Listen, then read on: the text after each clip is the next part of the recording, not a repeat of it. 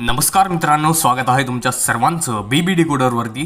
तर मित्रांनो, धनंजय पवार, सूरज चव्हाण आणि इरिना रुडाकोवा या तिघांना घरामध्ये खूप मोठी पॉवर मिळालेली आहे। वेल ती पॉवर काय मिळालेली आहे हेच या व्हिडिओमध्ये आपण बोलणार आहोत। तर व्हिडिओ पूर्ण पहा आणि व्हिडिओच्या सुरुवातीला एक छोटंसं आवाहन करतो की तुम्ही जर अजून या व्हिडिओला लाईक केलं नसेल तर पटकन लाईक करा। तर मित्रांनो, घरामध्ये सगळ्या स्पर्धकांना विचारलेलं असतं की घरामध्ये असे 3 सदस्य कोण आहेत जे की स्वतःचे डिसिजन्स घेऊ शकत नाहीत, म्हणजे डिसिजन घेण्यासाठी परिपक्व आहेत। तर अशातच सगळ्या स्पर्धकांनी सूरज चव्हाण, धनंजय पवार आणि इरिना रुडाकोवा या तिघांचं नाव बिग बॉसला सांगितलं। तर बिग बॉसने इथे गेम पलटवला।